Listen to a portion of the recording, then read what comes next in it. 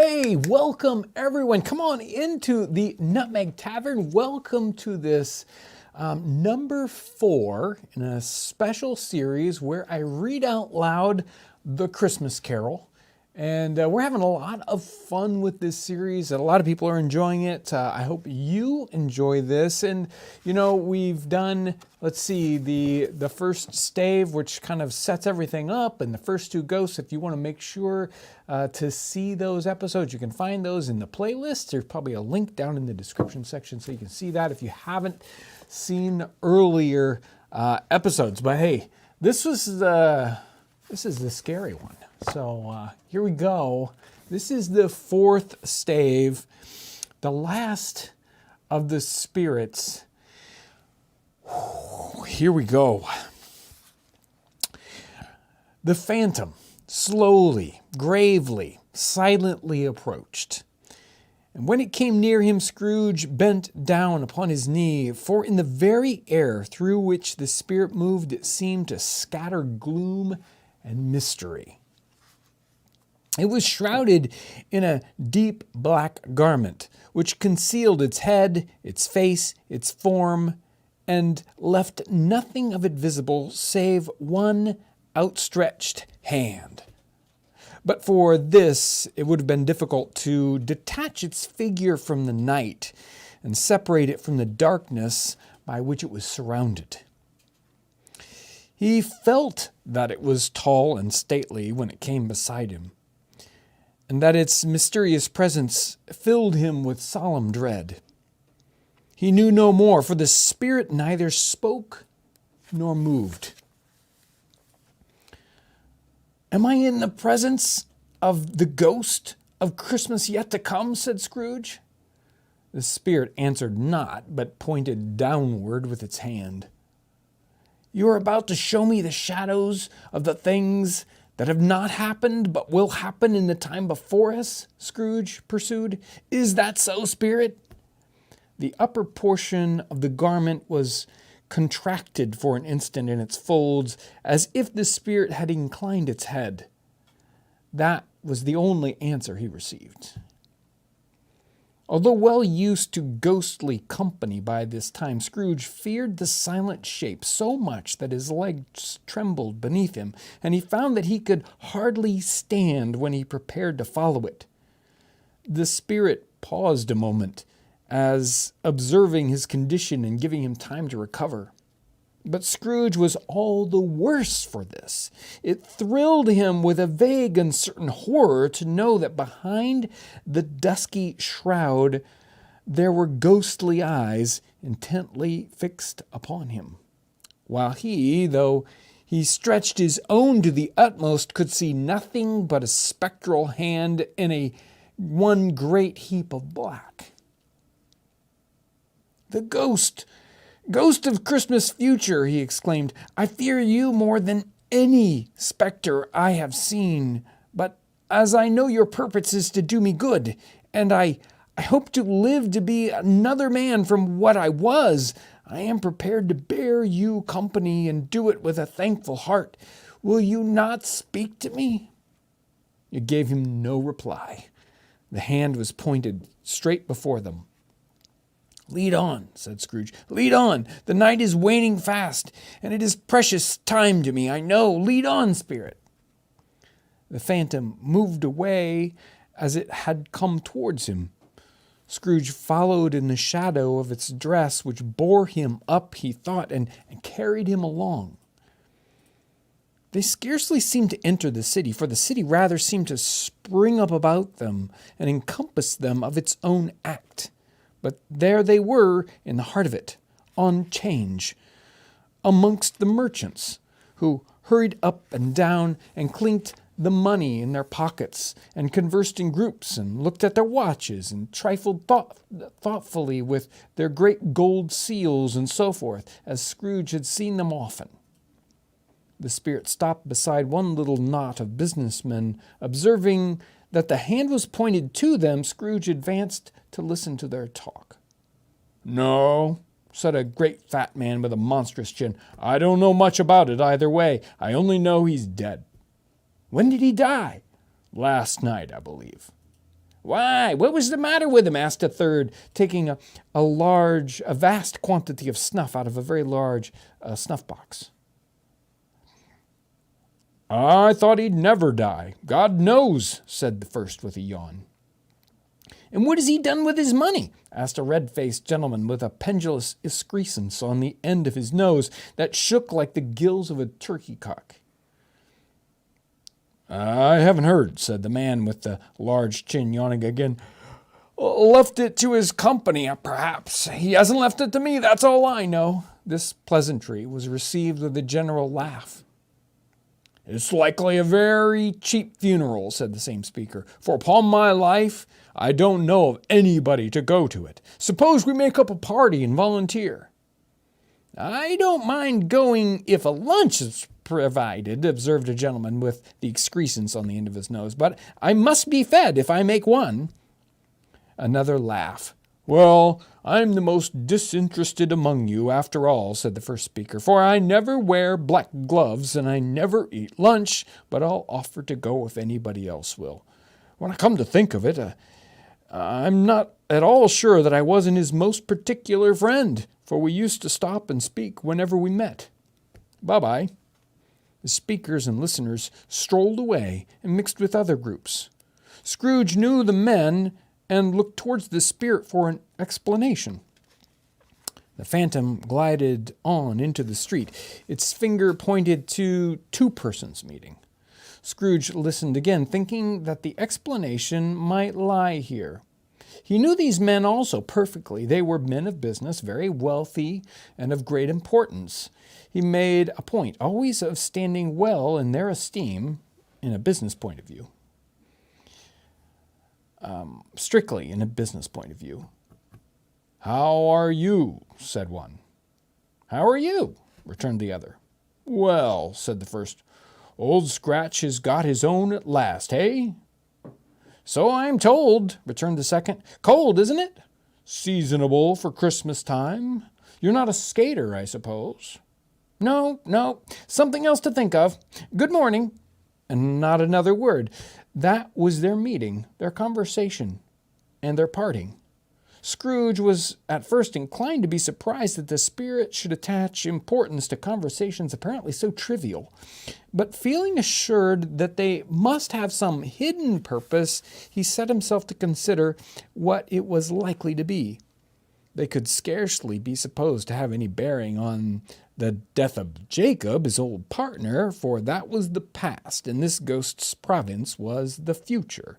Nor could he think of any one immediately connected with himself to whom he could apply them.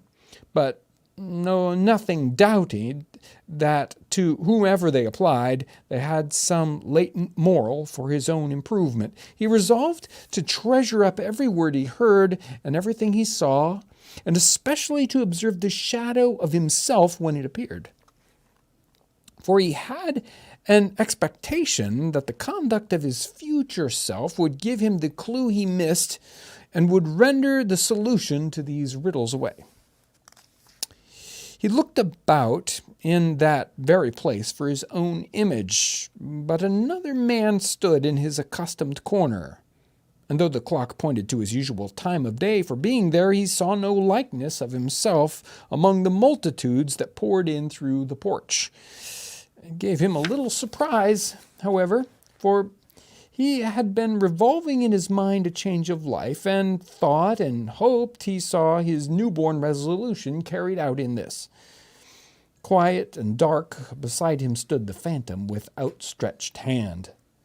When he roused himself from his thoughtful quest, he fancied, from the turn of the hand and its situation in reference to himself, that the unseen eyes were looking at him keenly. It made him shudder and feel very cold. They left the busy scene and went into an obscure part of the town where Scrooge had never penetrated before, although he recognized the situation and its bad repute. The ways were foul and narrow, the shops and houses wretched, the people half-naked, drunken, slipshod, ugly.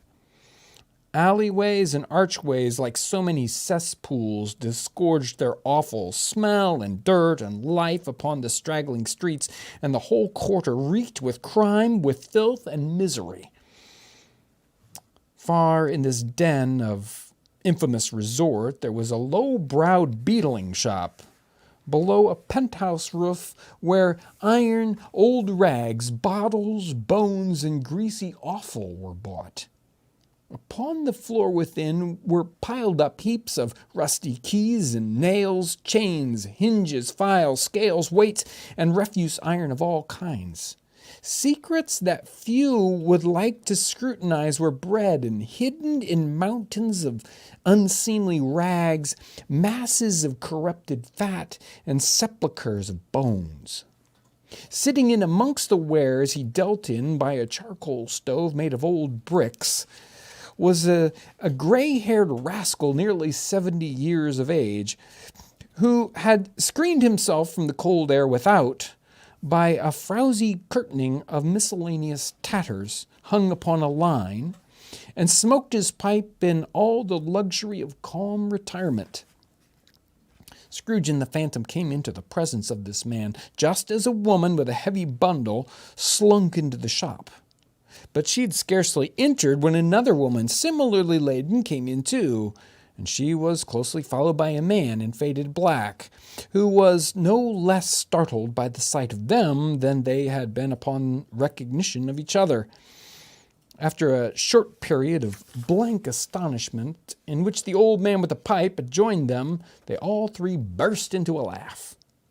"Well, let the charwoman alone be first," cried she who had entered first. "Let the laundress alone be the second, and let the undertaker's man alone be the third. Look here, old Joe, here's a chance, if we haven't all three met here without meaning it." "You couldn't have come to a better place," said old Joe, removing his pipe from his mouth. "Come into the parlor. You were made free of it long ago, you know, and the other two ain't strangers. Stop till I shut the door of the shop. Ah, how it shrieks! There ain't such a rusty bit of metal in the place as its own hinges, I believe, and I am sure there's no such old bones here as mine. We're all suitable to our calling. We're well matched. Come into the parlor. Come into the parlor."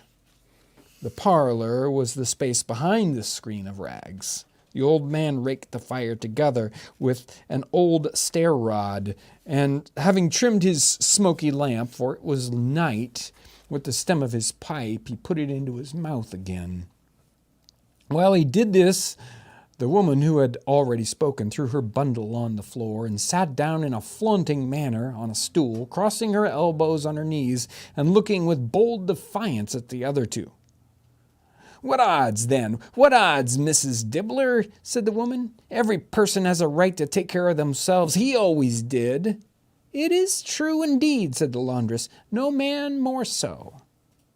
"Why, then, don't stand staring if you was afraid, woman. Who's the wiser? You're not going to pick holes in each other's coats, I suppose." "No, indeed," said Mrs. Dibbler and the man together. "We should hope not."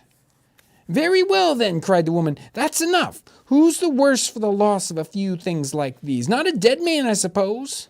"No, indeed," said Mrs. Dibbler, laughing.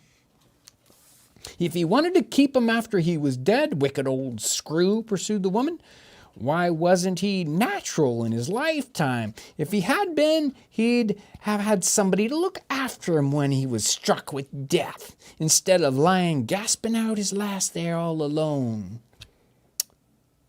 "It's the truest word ever was spoke," said Mrs. Dibbler. "It's a judgment on him." "I wish it was a little heavier one," replied the woman, "and it should have been, you may depend on it. If I could have laid my hands on anything else, open that bundle, old Joe, and let me know the value of it. Speak out plain. I'm not afraid to be the first, nor afraid of them see it. We knew pretty well what we was helping ourselves before we met here, I believe. It's no sin. Open the bundle, Joe." But the gallantry of her friends would not allow this, and the man in faded black, mounting the breach first, produced his plunder. It was not extensive. A seal or two, a pencil case, a pair of sleeve buttons, a brooch of no great value were all. They were severally examined and appraised by old Joe, who chalked the sums he was disposed to give for each upon the wall, and added them up into a total when he found that there was nothing more to come. "That's your account, old Joe." "That's your account," said Joe, "and I wouldn't give another sixpence if I was to be boiled for not doing it. Who's next?" And Mrs. Dibbler was next. Sheets and towels, a little wearing apparel, 2 old-fashioned silver teaspoons, a pair of sugar tongs, a few boots. Her account was stated on the wall in the same manner. "I always give too much to the ladies. It's a likeness of mine, and that's the way I ruin myself," said old Joe. "That's your account. If you ask me for another penny and make it an open question, I'd repent of being so liberal and knock off half a crown." "And now undo my bundle, Joe," said the first woman. And Joe went down on his knees for a greater convenience of opening it, and having unfastened a great many knots, dragged out a large, heavy roll of some dark stuff. "What do you call this?" said Joe. "Bed curtains?" "Ah," returned the woman, laughing and leaning forward on her crossed arms. "Bed curtains." "You mean to say you took 'em down, rings and all, with him lying there?" said Joe. "Yes, I do," replied the woman. "Why not?" "You were born to make your fortune," said Joe, "and you'll certainly do it." "I certainly shan't hold my hand when I can get anything in it by reaching it out. For the sake of such a man was he. I promise you, Joe," said the woman coolly. "And don't drop oil upon the blanket now." "His blankets?" answered Joe. "Whose else do you think?" replied the woman. "He isn't likely to take cold without 'em, I dare say." I hope he didn't die of anything catching." "Eh?" said old Joe, stopping in his work and looking up. "Oh, don't you be afraid of that," returned the woman. "I ain't so fond of his company that I'd loiter about him for such things if he did. You may look through that shirt till your eyes ache, but you won't find a hole in it, nor a threadbare place. That's the best he had, and the finest one, too. They'd have wasted it if it hadn't been for me." What do you call wasting it?" asked old Joe. "Putting it on him, to be buried in, to be sure," replied the woman with a laugh. "Somebody was fool enough to do it, but I took it off again. If calico ain't good enough for such a purpose, it isn't good enough for anything. It's quite as becoming to the body. He can't look uglier than he did in that one." Scrooge listened to this dialogue in horror. As they sat grouped about their spoil, and the scanty light afforded by the old man's lamp, he viewed them with detestation and disgust, which could hardly have been greater, though they had been obscene demons marketing the corpse itself. "Ha ha!" laughed the same woman, when old Joe, producing a flannel bag with money in it, told out their several gains upon the ground. "This is the end of it, you see. He frightened every one of 'em away from him when he was alive, to profit us when he was dead. Ha ha!" "Spirit," said Scrooge, shuddering from head to foot. I see. The case of this unhappy man might be my own. My life tends that way now. Merciful heaven, what is this?" And he recoiled in terror, for the scene had changed, and now he almost touched a bed, a bare, uncurtained bed, on which, beneath a ragged sheet, there lay something covered up, which, though it was dumb, announced itself in awful language. The room was very dark, too dark to be observed with any accuracy, though Scrooge glanced around in obedience to a secret impulse, anxious to know what room it was. A pale light, rising in the outer air, fell straight upon the bed, and on it, plundered and bereft, unwatched, unwept, uncared for, was the body of this man. Scrooge glanced towards the phantom. Its steady hand was pointed to the head. The cover was so carelessly adjusted that the slightest raising of it, the motion of a finger upon Scrooge's part, would have disclosed the face. He thought of it. He felt how easy it would be to do, and longed to do it, but had no more power to withdraw the veil than to dismiss the spectre at his side. O cold, cold, rigid, dreadful death, set up thine altar here, and dress it with such terrors as thou hast at thy command, for this is thy dominion. But of the loved, bereaved, and revered and honored head, thou canst not turn one hair to thy dread purpose, or make one feature odious. It is not that the hand is heavy and will not fall down when released. It is not that the heart and the pulse are still, but that the hand was open, generous and true, the heart brave, warm and tender, and the pulse a man's. Strike, shadow, strike, and see his good deeds springing from the ground to sow the world with life immortal. No voice pronounced these words in Scrooge's ears, and yet he heard them when he looked upon the bed. He thought, if this man could be raised up now, what would be his foremost thoughts? Avarice, hard dealing, griping cares? They have brought him to a rich end, truly. He lay in the dark, empty house with not a man, a woman, or a child to say that he was kind to me and this or that, or for the memory of one kind word I will be kind to him. A cat was tearing at the door, and there was a sound of gnawing rats beneath the hearthstone. What they wanted in the room of death, and why they were so restless and disturbed, Scrooge did not dare to think. "Spirit," he said, "this is a fearful place. In leaving it, I shall not leave its lesson. Trust me. Let me go." Still the ghost pointed with an unmoving finger to the head. "I understand you," Scrooge returned, "and I would do it if I could.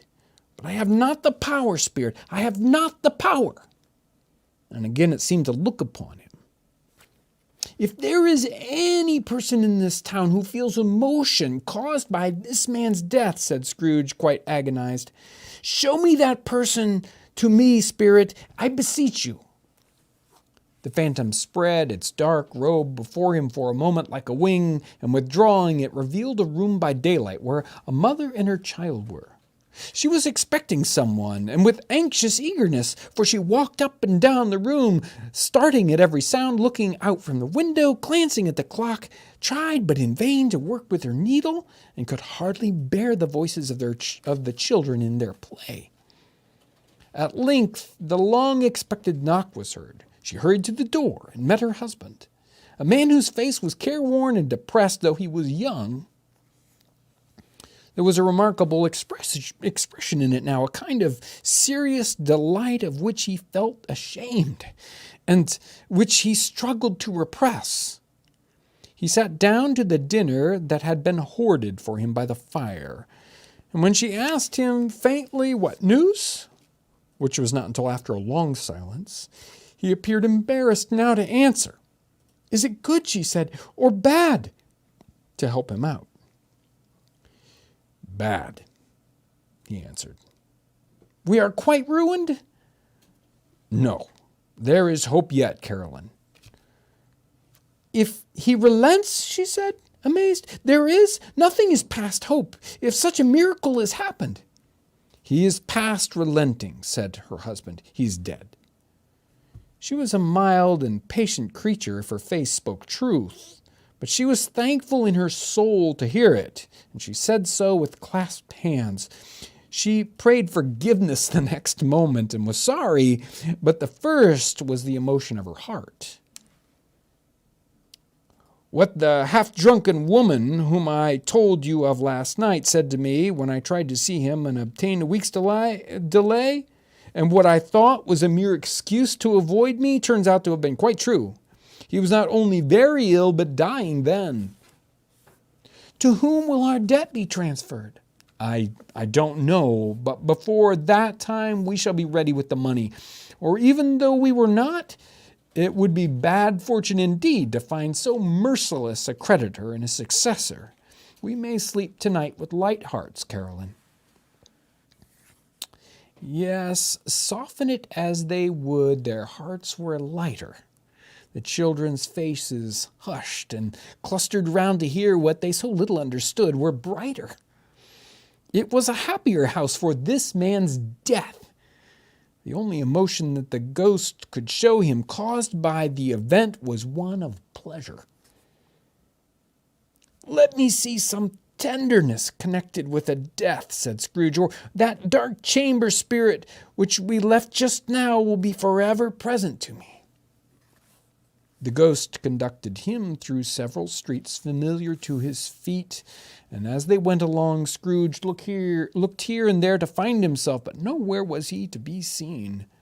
They entered poor Bob Cratchit's house, the dwelling that he had visited before, and found the mother and children seated around the fire. Quiet, very quiet.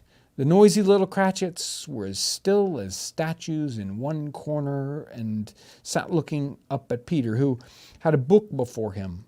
The mother and her daughters were engaged in sewing, but surely they were very quiet. And he took a child and set him in the midst of them. Where had Scrooge heard those words? He had not dreamed them. The boy must have read them out as he and the spirit crossed the threshold. Why did he not go on? The mother laid her work upon the table and put her hands up to her face. The color hurts my eyes, she said. The color? Ah, Tiny Tim.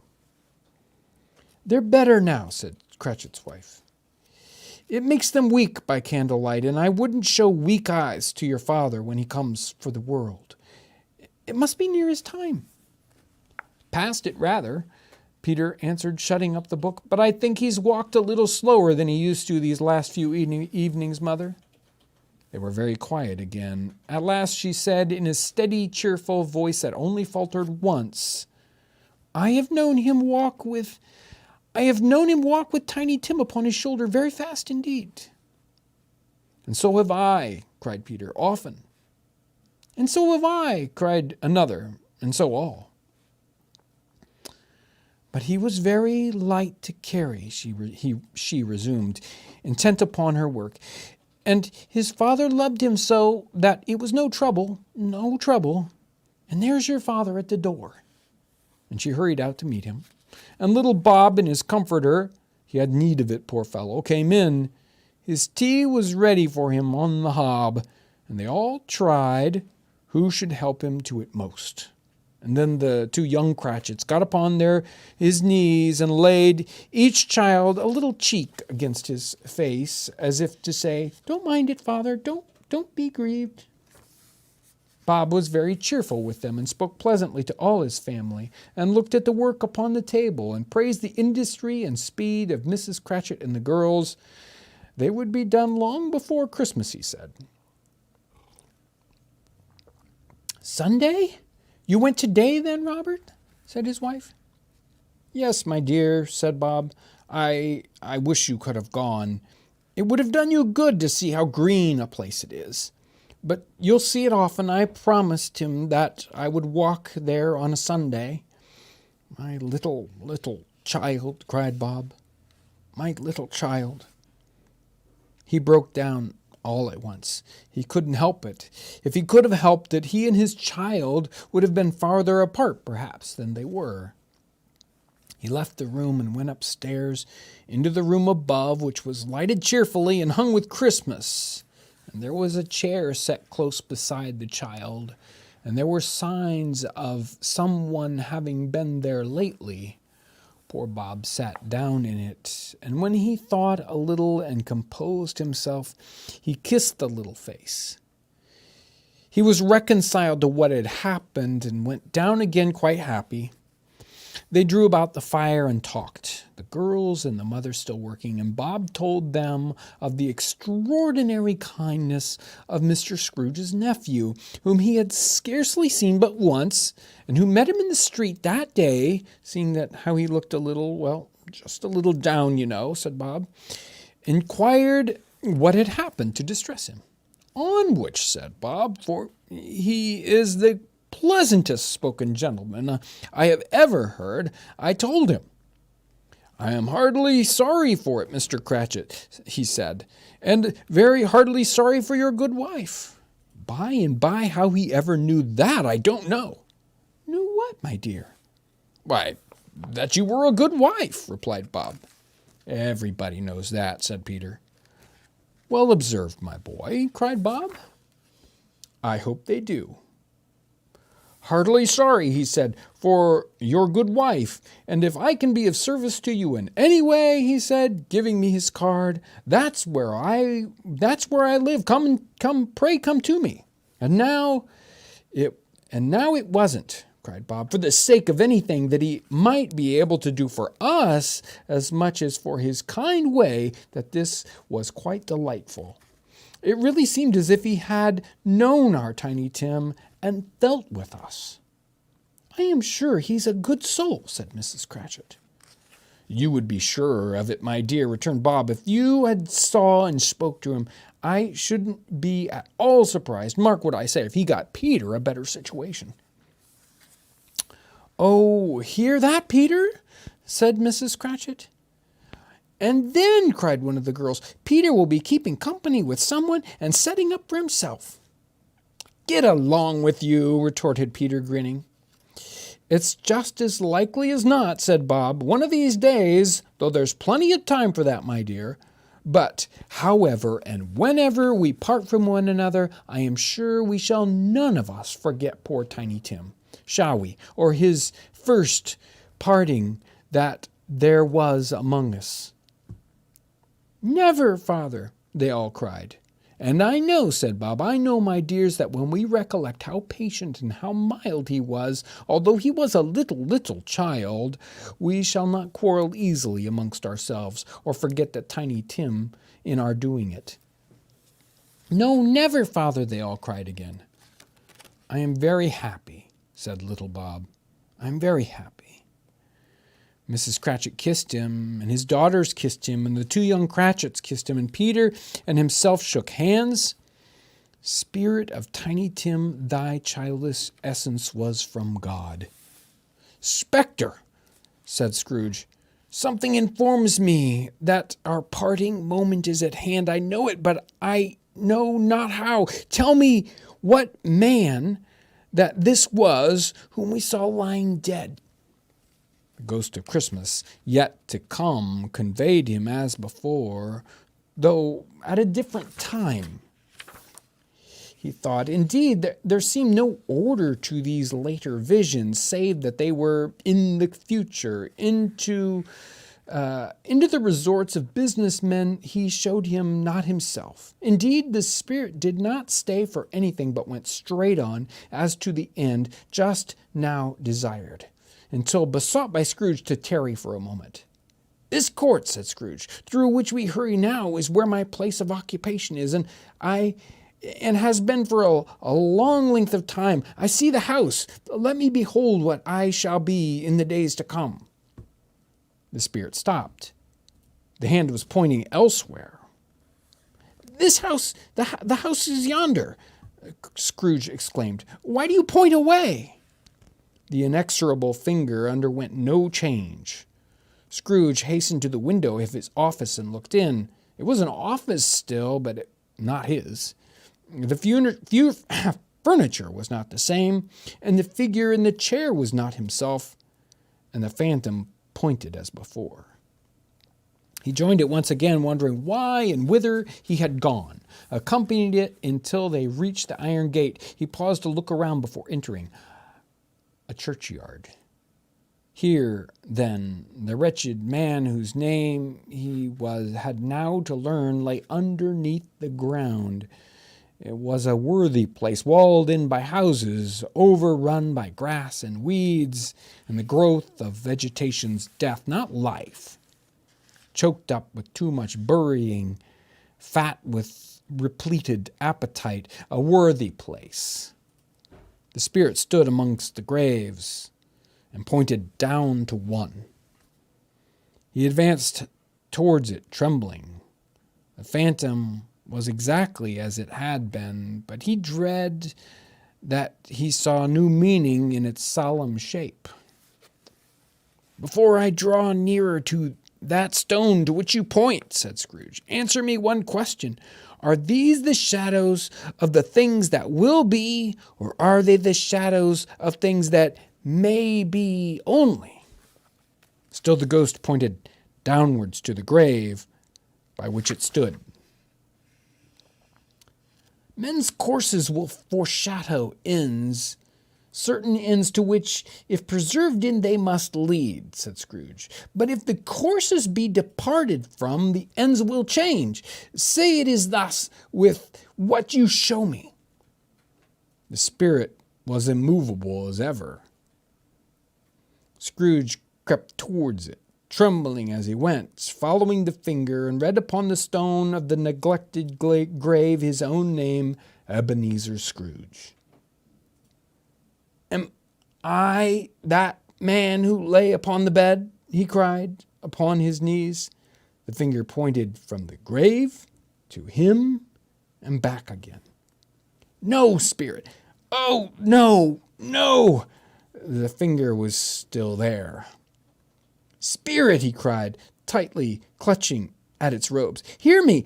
I am not the man I was. I will not be the man I have been but for this intercourse. Why show me this if I am past all hope?" For the first time the hand appeared to shake. "Good spirit," he pursued, as down upon the ground he fell before it, "your nature intercedes for me and pities me. Assure me that I yet may change these shadows that you have shown me by an altered life." The kind hand trembled. "I will honor Christmas in my heart and try to keep it all the year. I will live in the past, the present, and the future. The spirits of all three shall strive within me. I will not shut out the lessons that they teach. Oh, tell me I may sponge away the writing on this stone." In his agony, he caught the spectral hand. It sought to free itself, but he was strong in his entreaty and detained it. The spirit, stronger yet, repulsed him. Holding up his hands in one last prayer to have his fate reversed, he saw an alteration in the phantom's hood and dress. It shrunk, it collapsed, and dwindled down into a bedpost.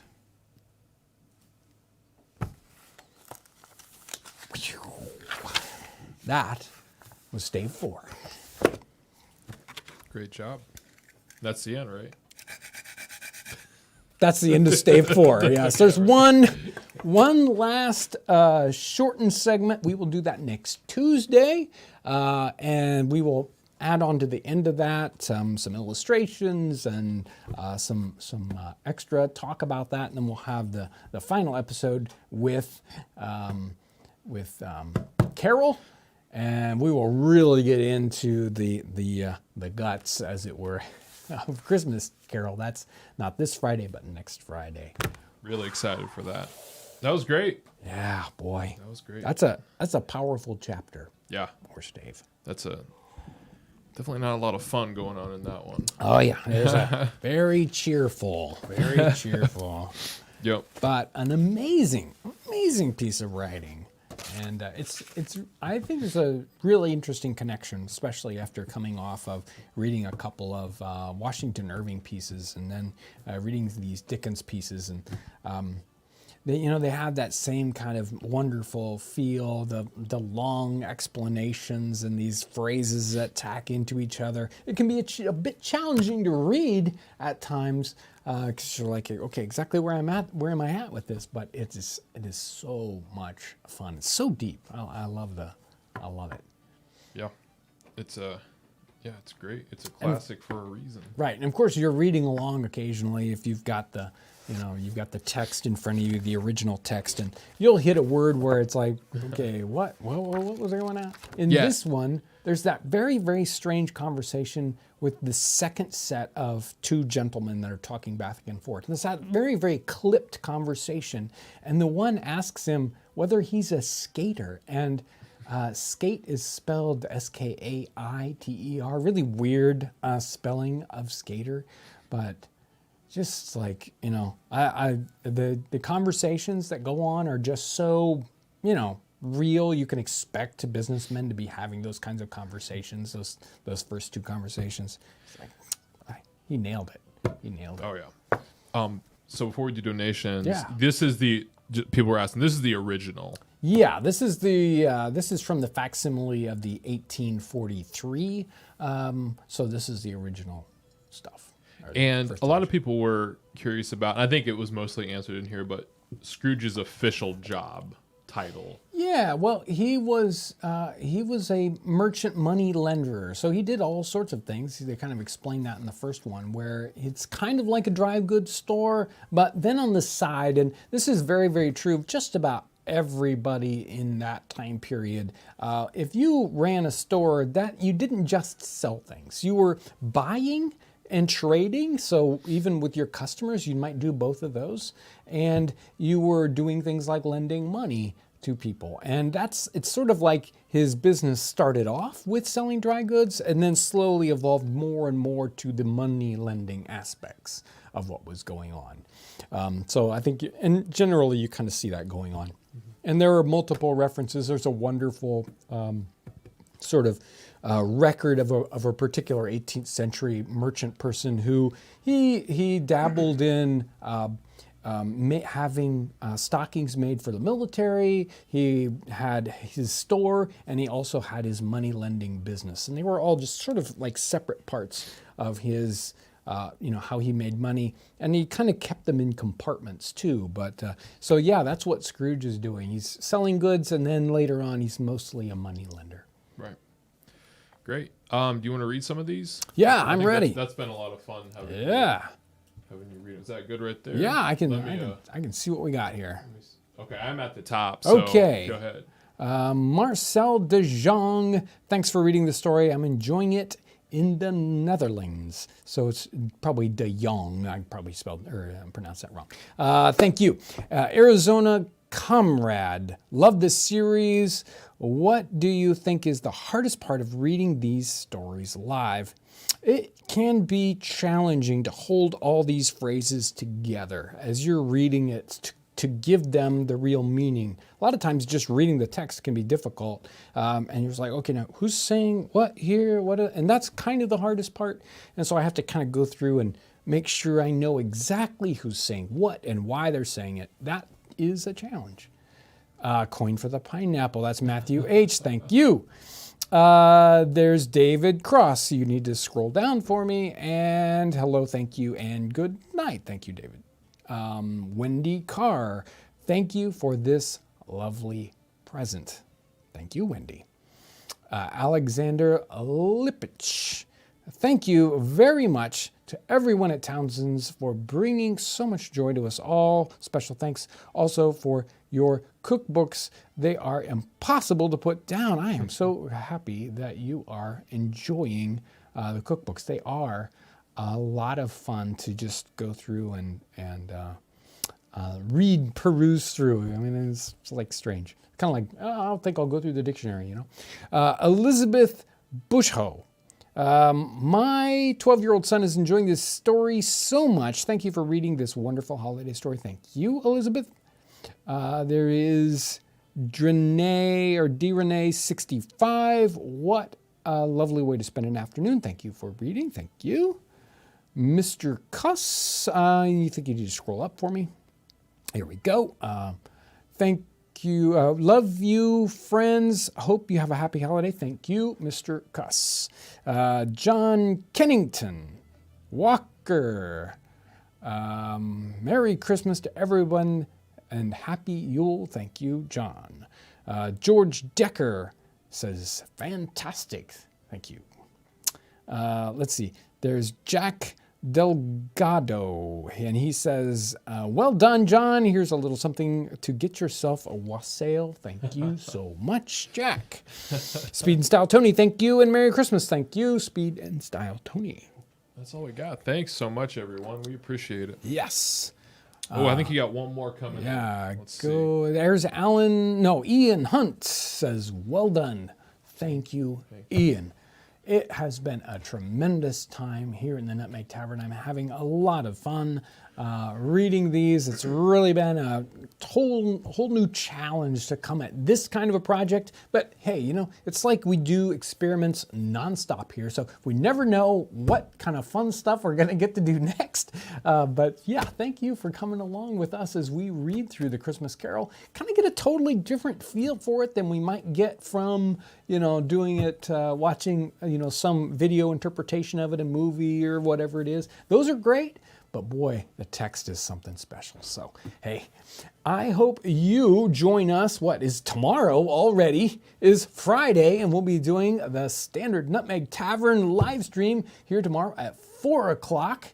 And we'll have fun. And I'm sure by then I'll have come up with a tremendously fun topic to talk about. Thank you, everyone. Hope you have a tremendous season and a great evening. Thank you so much.